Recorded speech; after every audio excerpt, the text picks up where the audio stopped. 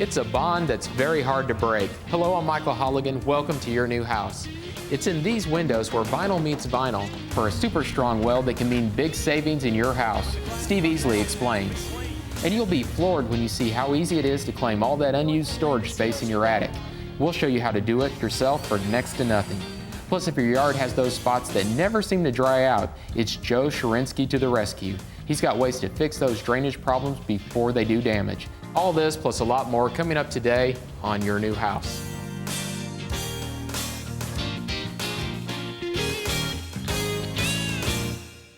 From the most extreme heat to the most extreme cold, keeping your family comfortable at home can send your heating and cooling bills through the roof. One of the best ways to keep your home comfortable is to make sure the attic is properly insulated. A common way to insulate the attic is to blow in insulating material. Another common method is to install strips of insulation or bats. Both blown-in and bat insulation are very effective in keeping the heat and cold from the living space below. But now there's another way to add an extra level of insulation by applying a radiant barrier. A radiant barrier is something that helps block or reflect heat waves. The radiant barrier being used here is a liquid radiant barrier called Radiance. It looks like paint, it is applied like paint, but it's not. It's a heat-reflecting material that is applied to the underside of a roof deck. Radiance can help keep your home warmer in the winter and cooler in the summer. Marshall, it really looks like paint when they put it on there. I mean, does it make that much difference on reflecting out heat? Yes, it does make that much of a difference, and it goes on like paint, but that's the only similarity of paint that it has.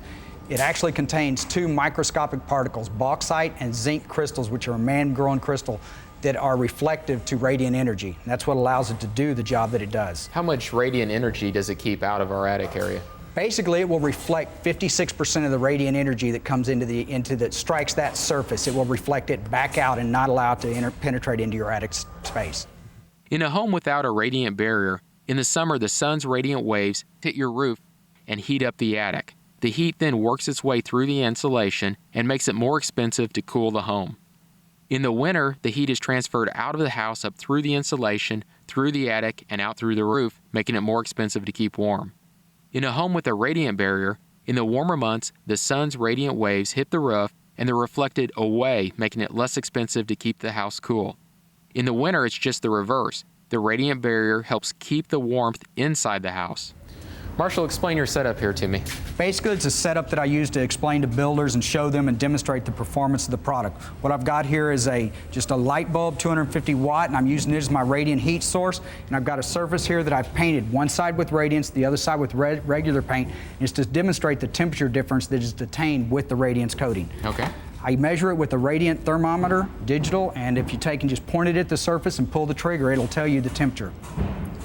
Okay, the painted side is 259 to 261, and our radiant side, wow, big drop.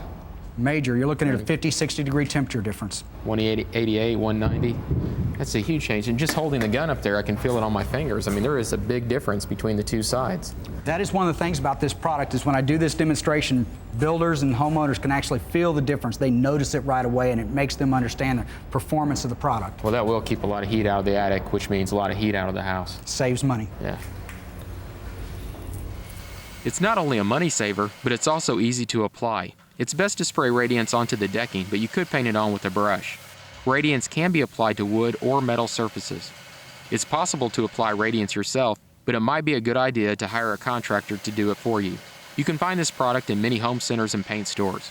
Radiance costs around $40 a gallon, and 1 gallon will cover up to 500 square feet of decking. The house we're in today has just over 3,000 square feet of decking, and it took about 2 hours to complete the job. The cost was $800, labor included. The savings on the utility bill will be up to 12% in the summer and 8% in the winter, and you only have to apply it once.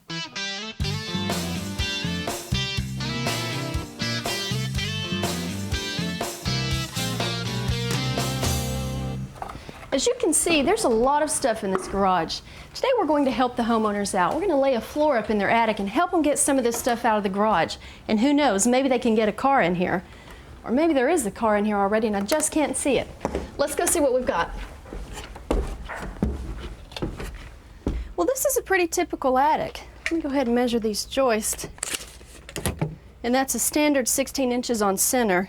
This one's narrower, however, because of this door, but this will be easy to floor. And actually, it looks like the homeowners have already tried to store some stuff up here. But you need to be careful. This sheetrock is really delicate. Well, here's a good example right here. You can step right through this or your things can fall through. So if you do want to use the attic, it is a good idea to floor it. So I'm just going to take some measurements, see what I've got. And I'm not necessarily going to floor the whole attic. We just want to floor a big enough space so that we have plenty of storage room up here. Okay, well, let me go down, make sure I've got enough wood. 198. That's roughly 200 square feet that we're going to be flooring up in the attic. This looks like standard particle board, but this product comes from Canada, and actually it's a pretty interesting story. Every year, traditionally, the farmers will burn the leftover wheat straw. So a company decided to take that, grind it up, and make it into these boards. And these come pre-cut in 24 by 48 inch sections. So this is going to be a good size that we can work with. And if you've ever tried to take a big piece of plywood up into your attic and work with that, it's a lot harder. Plus, these are tongue and groove. So this is going to give us a really good tight fit and a sturdy floor. I'm going to go ahead and take some of these into the garage so I can get started. I've asked Ted to help me get these boards up into the attic. Ted, you got that one? Got it. Anytime that you're working with the ladder, it's a good idea to use all the safety precautions you can. And then later, he'll be helping me lay these out and rough them in too. Okay, got that one? This is the first issue that we're going to have to deal with before we can lay our floor. The electrical wires are running throughout the attic, and it would be a violation of code to set the boards on top of them. Plus, it would be dangerous. What we can do is notch out the ceiling joist. That way we can set the wire down in the notch and they won't get pinched by the boards. So I need to just mark where all these wires are.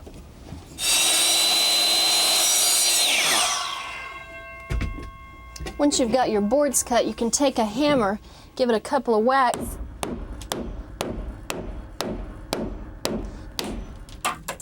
to get that out of there. Then you can set your wires down in the notch just like this. And our wires are going to be fully protected. Here's the saw, Ted. This is where we're starting, in this corner. We're going to go ahead and lay this first row out and then anchor these boards down so that as we lay the rest of the floor, our boards won't be shifting or moving. I'll get off that in just a second. Okay, let's get this where we need it. Yeah, it is. Let me drill a pilot hole right here.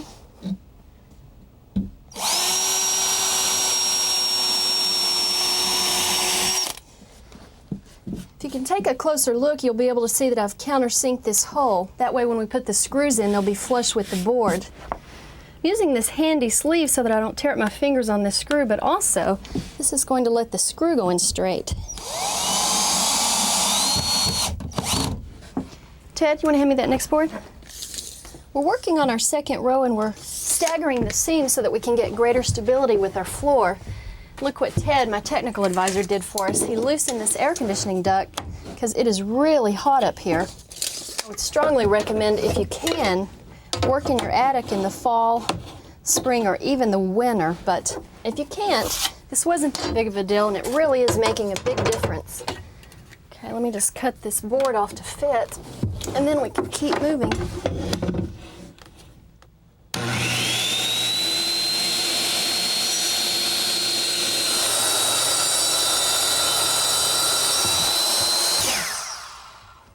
All right, we're moving right along. This board is going to go here, but I'm going to have to make another cut because I'm over the door with this one.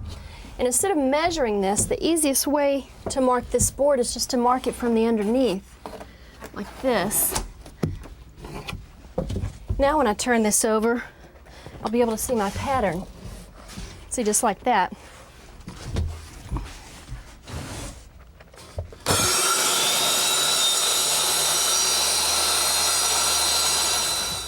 See how that worked right there? Now for this area, I'm going to have to make a different kind of cut. I'm going to have to rip the board, which means cutting it lengthwise. Okay, this is 10 3/4. But I do need to leave some space for these wires, so I'm going to go ahead and cut this board at 10 inches. Let me just give myself a mark. 10.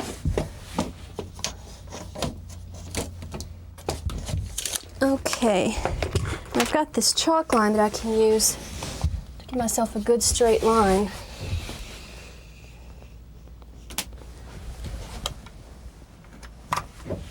All right, let's cut it.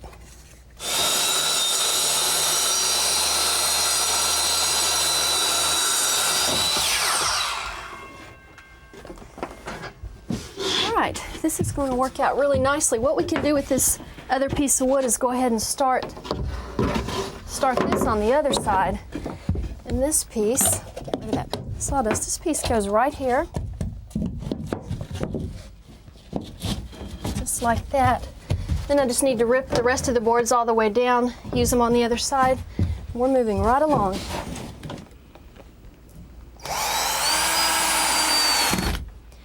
Well, that's it. I'm finished. This is an easy installation that you could do yourself. We probably spent a few hours and roughly $100, so it was worth it.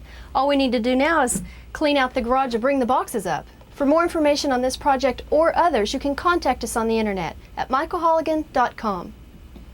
Hey Ted, you want to help me bring some boxes up?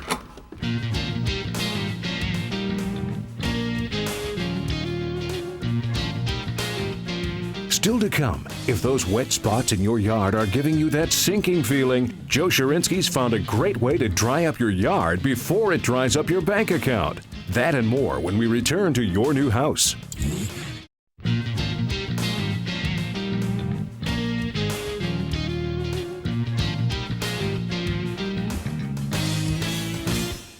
Now, I didn't need a thermometer to tell me that it's hot up here in the attic, but I sort of wanted to know just how hot. But our thermometer only goes to 120, and as you can see, we're hotter than that. I suspect maybe 140 degrees. You see, we got hot sunshine on the outside, and we got no ventilation on the inside, and that leads to heat. We're going to show you how you can actually use the sun to help you beat the heat. We're going to show you how to install a solar-powered ventilator. It's an easy install, and I'm going to show you how right now. What we want to do now is to be sure we center it in between the rafters. It's 22 inches, so we're going to go to 11 inches up here, make our mark, coming down a little bit from the peak of the roof. Now, in order to reference this spot up on the roof, we're going to take a screw and put through there, going all the way through. Be sure you got a screw that's long enough. That'll be our center point for where we're going to start installing.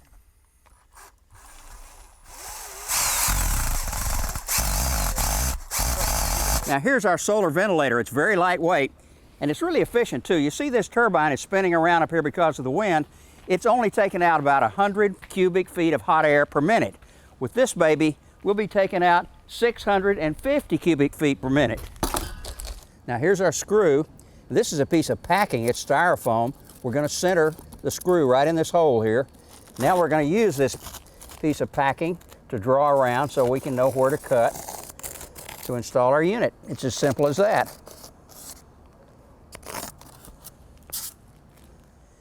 Now you probably noticed that I'm wearing something different. It's a safety harness. We feel like anytime you're up on the roof, you ought to have some way to protect yourself from falling. The harness plus a tethered rope, and that's going to mean that you won't be able to fall all the way off.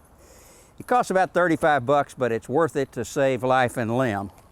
We're going to be using a reciprocating saw to do our cutting. And you'll notice that I'm not going to cut right here on the line. We're going to line up this, which is a guard, right up against the line. That'll give us the 13 inches across that we need. So let's get busy.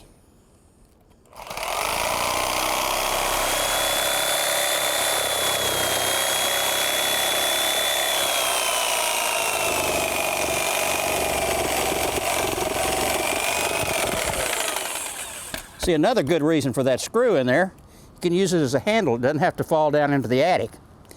Our next step is to be able to put this flashing in under there. But in order to do it, we're going to have to work it in under these shingles over here. That means we got to pry them up. And I'll show you a trick on how to do that.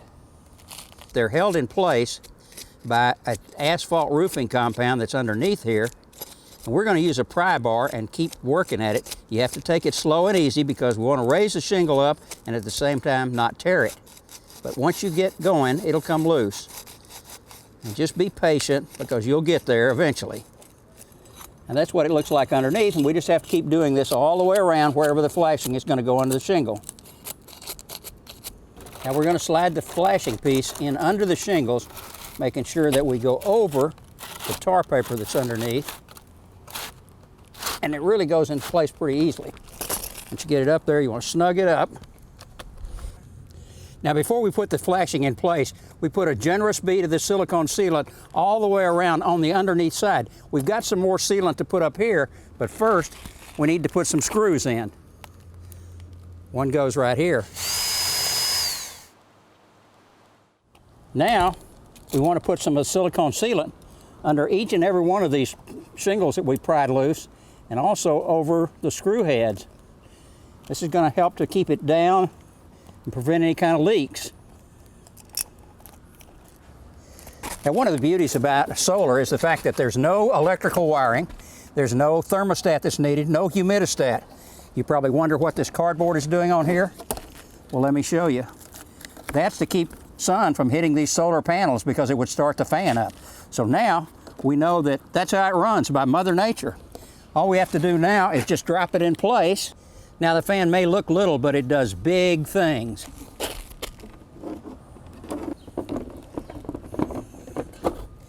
And even though it's going to be running anytime the sun's shining, you'll never hear it because it's got whisper quiet technology. Now the top part is held to the flashing by screws. We've got to put 4 of them in here. And what's great about this is that the plastic is treated with a special coating so it will never have any damage from the sun. Well, now that our easy installation has been done, we're going to remove the cover and let the sunshine in. Incidentally, these solar panels are made of a special plastic and they have a special coating on them so that they can withstand hail and wind, whatever Mother Nature can throw at it. Let's go take a look inside in the attic and see what Mr. Thermometer has to say. Well, now, according to the thermometer, it's at least 40 degrees cooler up here. I can tell the difference. And I want you to listen to that fan for a second. You can't hear it. It's great. You know, it was an easy installation, cost about $350 total, and it's going to be well worth it because it'll pay for itself in energy saving. If you'd like more information, contact us on the internet. It's michaelholligan.com.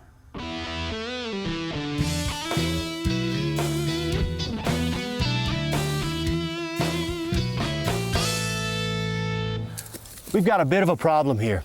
I'm down in a hole, and so are these air conditioning units. And that means that when it rains, water drains this way toward the house. We don't want that. We want water to drain away from the house. Obviously, we could hire a bulldozer, scrape all this soil out, and reseed the lawn. An expensive process. We could also raise the air conditioners, put soil under them. But that's not a viable solution either, because then the soil would be so high that water could drain into the basement. What we'll do instead is the third solution. We'll put a low retaining wall in here and grade out this soil and make a sunken bed. And then we'll put a drain tile into the bed and run that water off down the hill. It's not a difficult process. We'll make it 6 feet wide and we'll rototill this soil to soften it up and take it out easily.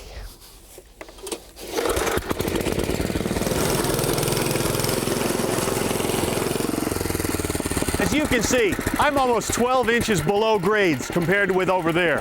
What we've got to do is remove enough soil here so that the bases that the air conditioners sit on are above grade.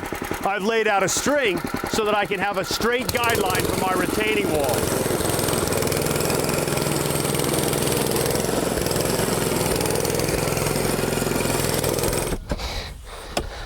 Now, once we've got plenty of soil taken out of the bed, we're going to start building our retaining wall. Now, we're using landscape timbers for this purpose. They're inexpensive, they're lightweight, and they're easy to work with. And once we've got it in place, we want to make sure it's level. And if it is, and it is, yes, then we're going to drill a hole through the timber and literally nail it to the soil with a piece of 15-inch rebar. That'll keep it from rocking back and forth and keep our wall solid and level. We want to drill that hole at an angle underneath the lawn. That keeps it from rocking and it keeps frost heave from pushing it out of the ground as well.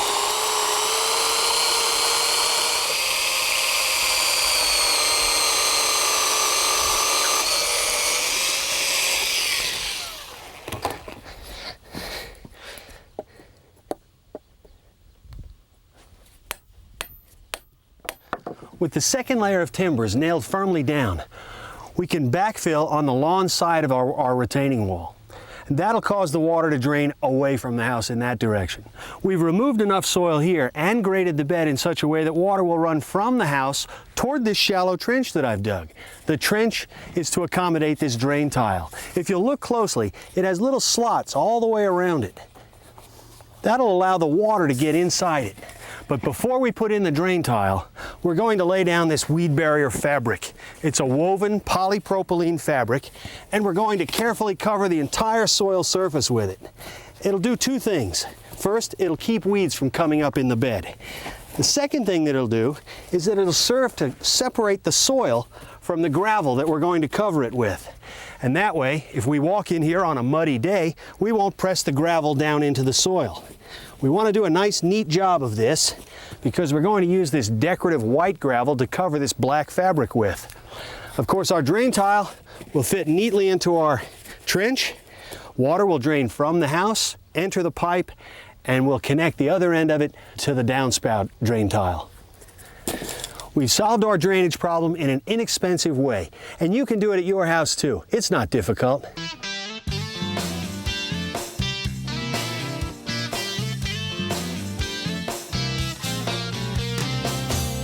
The key to repairing wood joints is making sure that you have all of the old glue removed before you begin adding the new glue and putting the parts of your furniture back together.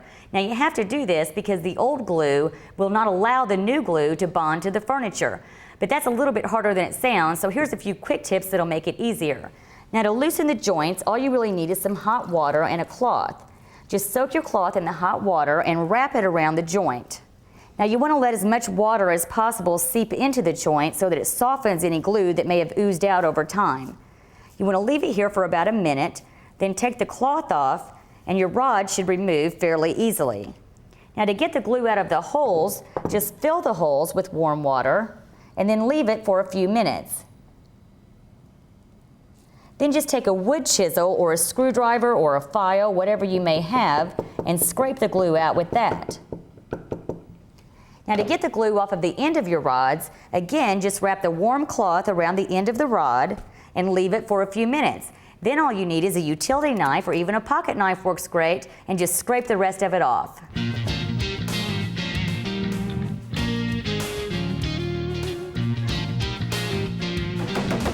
When it comes to window frames, vinyl may be light, but it's not a lightweight. Steve Easley on how vinyl is making custom windows strong and flexible. Stick around. Your new house will be right back.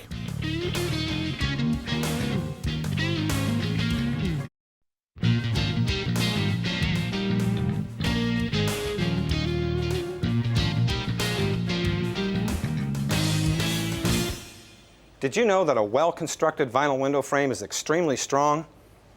It has great impact resistance and can even support the weight of a 200-pound man. Well, today we're in Pennsboro, West Virginia, and we're going to show you how vinyl windows are made. They pound out up to 6,000 custom-made vinyl-framed windows each day at the Simonton Window Factory. And it all starts with a strip of custom-shaped vinyl, measuring 24 feet in length.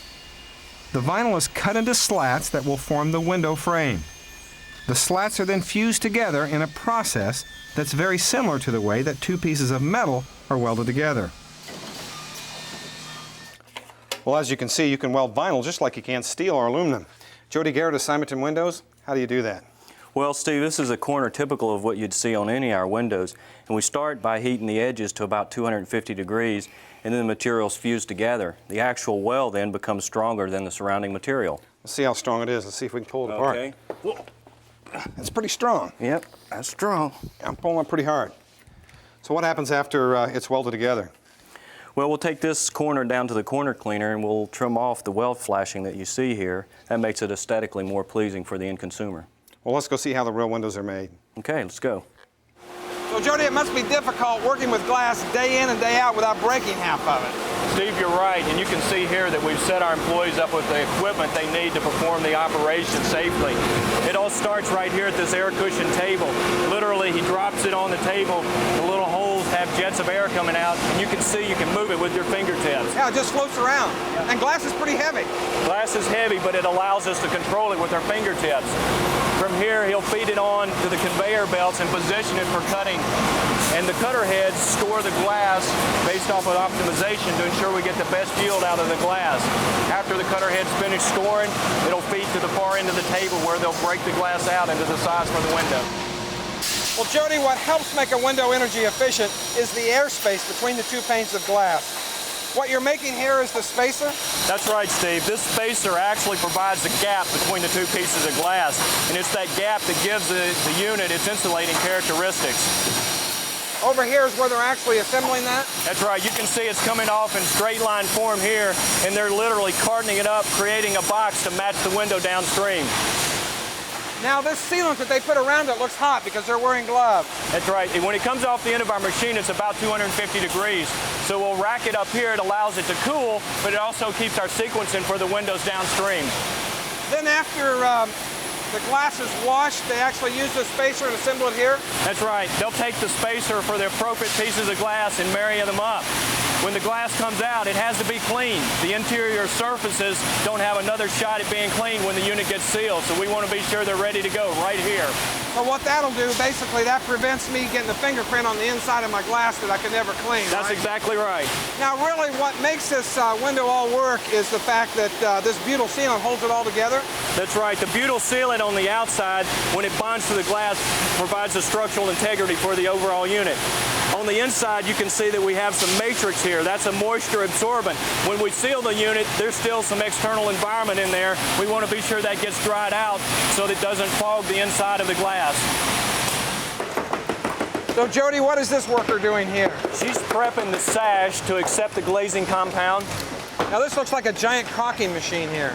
That's exactly right. This is our silicone glazing table, and it meters out a very specific amount of silicone and lays it down in the glazing bead track. And then from here, it actually goes over and gets the glass? That's right. The sash is forwarded up to here, and then the glass is dropped into it. The silicone, we use the silicone because it's a long-lasting substance, and it also creates a good bond between the glass and the vinyl. Now, he looks like he's putting in some type of a shim here. Yeah, the spacers there provide a quality control feature for us. They allow for contraction and expansion of the glass in the window unit, reducing the possibility of quality problems downstream. Well, it looks like these guys really earn their money. They certainly do.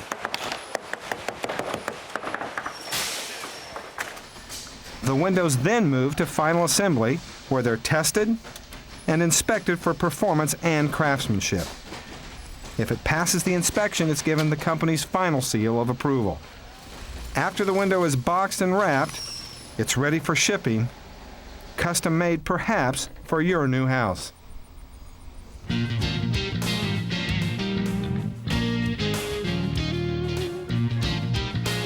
Submitting a written offer to buy a house can be a scary proposition. In today's Mortgage Moment, I'll help you replace that fear with confidence. And if you're a pet lover, stay tuned. Steve Greenberg checks out some great gadgets and goodies that are sure to be a big hit for both of you. All coming up when your new house returns.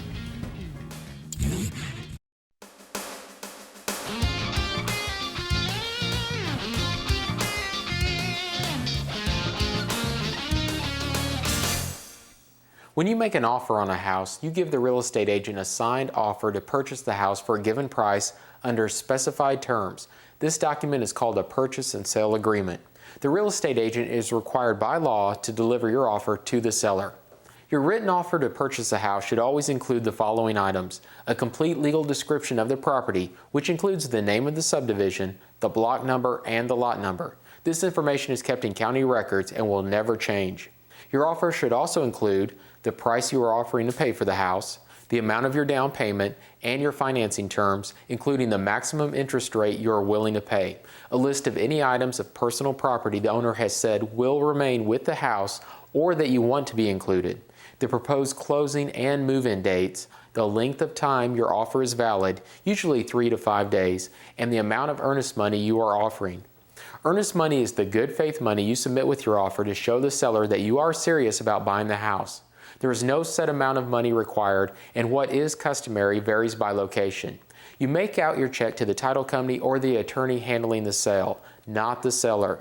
Your earnest money should be deposited in escrow and returned to you if the seller does not accept your offer within a specified number of days. It should also be refunded to you if your proposed financing doesn't go through. But if the seller accepts the deal and you back out, you usually forfeit the money. When you are ready to make your offer, your real estate agent will probably give you a pre-printed purchase and sale agreement. You can make as many changes and additions to it as you like, but you and the seller must agree to and meet all of the conditions of the contract for it to actually take effect. In another mortgage moment, we'll take a look at some of the specific contingencies and provisions you might like to write into your offer.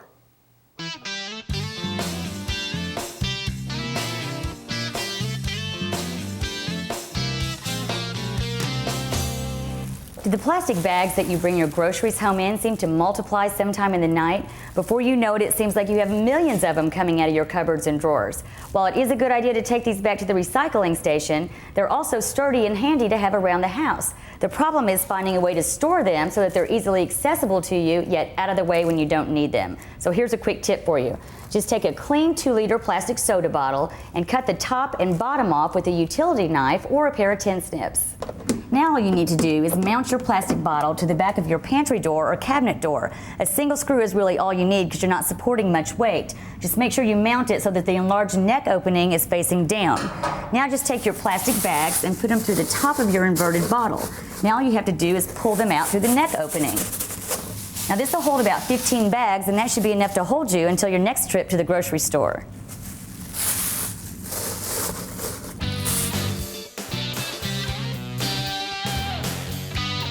Just ahead, shopping for a sliding glass door used to be an open and shut case. Not anymore. Michael helps you lock in the one that's right for your new house when we return.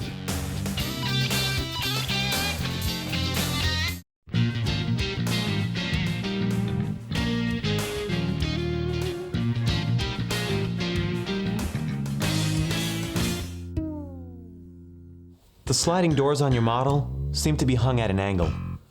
And your problem is? Well, they won't stay open. Well, that's an upgrade. We threw it in for free.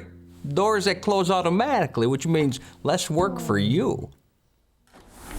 The days of flimsy patio doors are long gone. As a matter of fact, they don't even have to be sliding doors anymore. Let's walk around the showroom and let me show you a few options. Now, one of the big benefits of a hinge door is the energy efficiency by preventing air infiltration. With a hinge door, you can have weather stripping on all 4 sides of the door.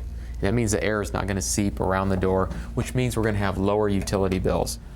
Now, since most of the door is actually glass, that needs to be made energy efficient as well. Here we have a cutaway of the door, and you can see into the glass panes themselves. They do have a double pane glass window, and the double panes make the window much more energy efficient. When I say window, the actual window in the door, the panes of glass themselves. They fill this void between the 2 panes with argon gas instead of air. Argon gas is about twice as heavy as air, which makes it much more energy efficient. It's hard for that outside temperature to get inside the house through that argon gas. They also put a low E coating on to block the sun's rays. The low E coating goes on the inside of the glass so we don't rub it or scratch it off, or the kids don't when they're pushing on the window itself. That low E coating will keep our carpet, our drapes, our furniture from fading from the sun's rays, as well as blocking out all of that heat. The door itself, I told you earlier, is made of wood. It's a very high-end door. It's low maintenance though. They put the vinyl on the outside, so again, we don't have to paint or stain it every year. You can get all vinyl, which is very energy efficient, or aluminum, which most of us grew up with, which is not energy efficient at all, very inexpensive. If you have the money though, I highly recommend going with the wood with the vinyl cladding on the outside. Now let's take a look at some of the decorative styles that are available.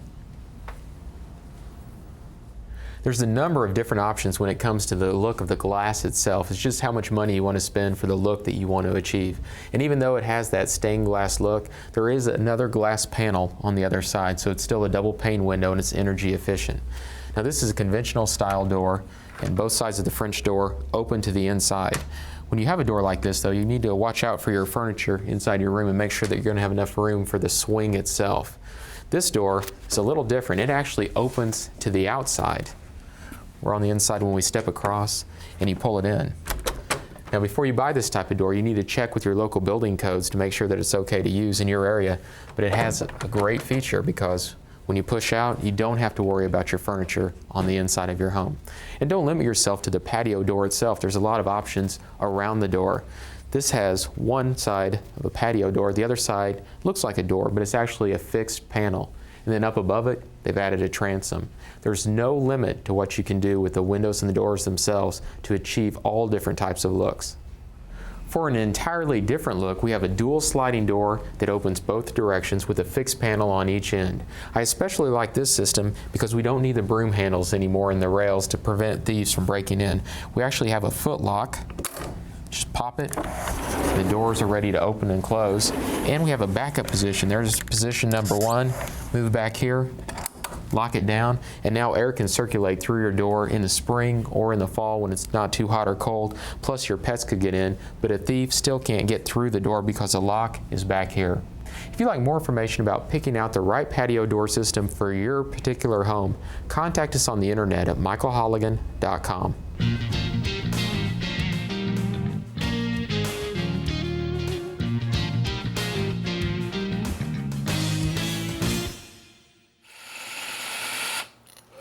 You know, you can drill through almost anything if you have the right kind of bit. You can drill through bricks, concrete, metal, whatever.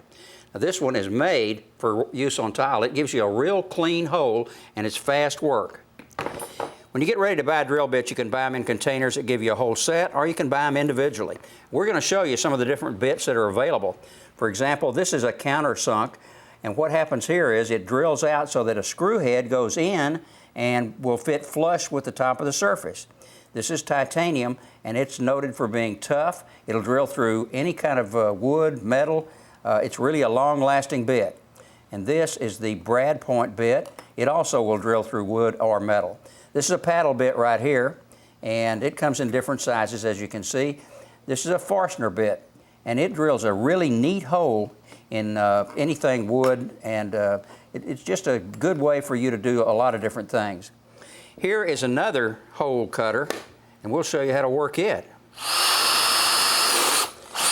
Now you see this has got a drill bit to drill a pilot hole, and then these sawtooths start cutting the actual size of the hole. And this is great for like when you're going to put in a new lock set in a door.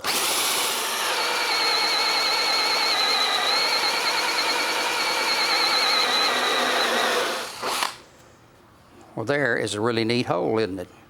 You probably wonder what happened to this piece right here. Well, it's stuck right in here, but we'll be able to pry it out through these slits. Now, you may wonder why anybody would want to drill into brick or masonry. Lots of times you're going to hang something up there or attach something, and you need to have a hole in there. So we've got a masonry bit here on the drill.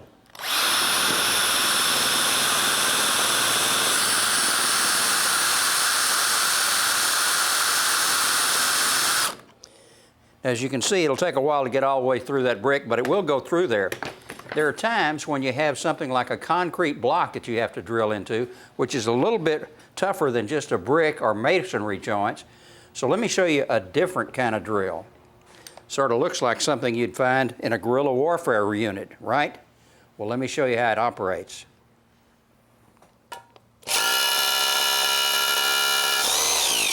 Now you probably wonder how it goes through there so fast.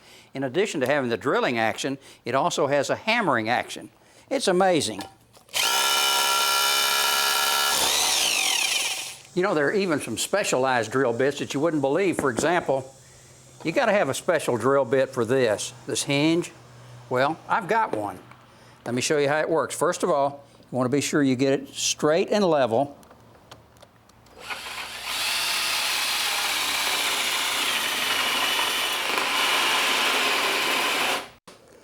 And now for the moment of truth. I wonder if it's really going to fit. Hey, and it does. It just shows that if you have the right drill bit, you can get the job done right. And when you get ready to buy drill bits, buy quality.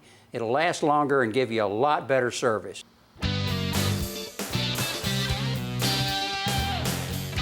Now this may look like a Lazy Susan, but actually it's a kitty catering service. I'll tell you about this product and some other pet products coming up, so stay right there.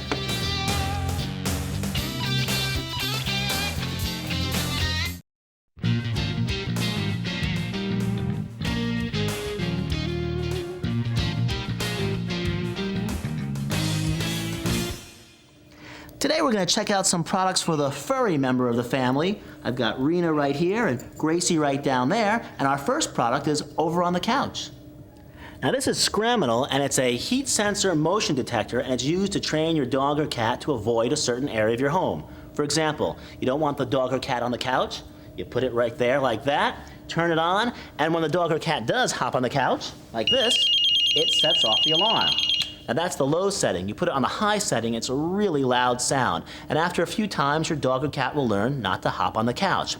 The beam coming out of this thing is about 15 feet long. So you can set it up so it blocks off a room or a countertop. Anywhere you don't want the dog or cat, this will train them to not go in that area. Now the cost of this is about $60, and you can find it in the smarthomes.com catalog. Now the product that Rena is testing out right now is the retractable dog leash with light. The way this works is that when you push the button, you've got 15 feet of leash so the dog can run away. There's Rena right there. And as Rena gets closer to me, this retracts so you don't get a lot of slack, and you can lock it in at any distance with this button right here, just like that. It's great for walking the dog at night because it has a built-in light to it. So when you flip the switch, just like that, you have a Krypton bulb in there. It throws off a lot of light, great for that night walk. And you've got two reflectors on either side, again, adding a little bit of extra safety. Now the cost of this product is about $30, and you can find it in the Sharper Image catalog. There are a lot of doggy doors and cat doors out there which are great for letting your dog or cat in or out of your house or a screened-in porch area, but they're also great at letting a lot of other animals inside your house or screened-in porch area, which is not such a great idea. That's why this product's been invented. It's called Catmate. They also make Dogmate, and what this is, it's a doggy or cat door which is designed specifically for your cat or dog. The way it works is your dog or cat wears this around the collar. It's got a little magnet in it, and when your dog or cat comes near the door, it triggers a lock and the door is able to open. If a dog or cat comes by that doesn't have this on, well then the door won't open. You can see it working right over here. There's the lock right there, that little red thing. And if this is a dog or cat coming near it, as you get near it, it triggers the magnet there, and now the door can open and close again. And again, let's try it one more time. There you go. And it opens just like that. If you don't have that in there, well then it won't open.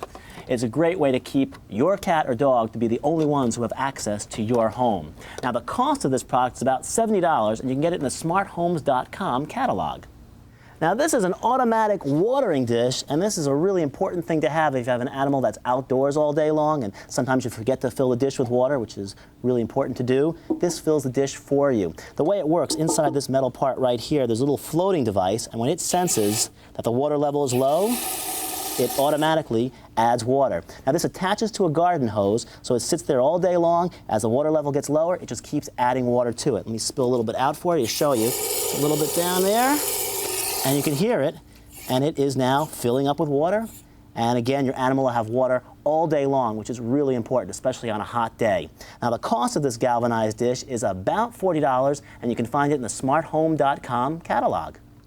And finally, if you're planning to go away for a few days and you're wondering, who's going to feed the pets? Well, I can't speak about the turtles, but when it comes to a cat or maybe a small dog, this might be the solution right down here. It's by Catmate, and it's an automatic pet feeder.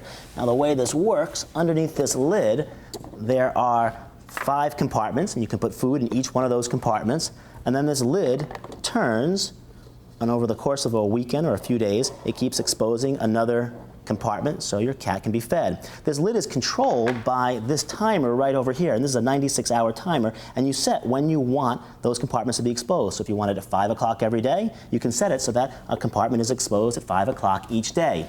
Now if you're thinking you can only use dry cat food in this, because underneath here you can see they've got these ice packs built into it. So you can actually put in any kind of canned cat food and the food will stay nice and fresh.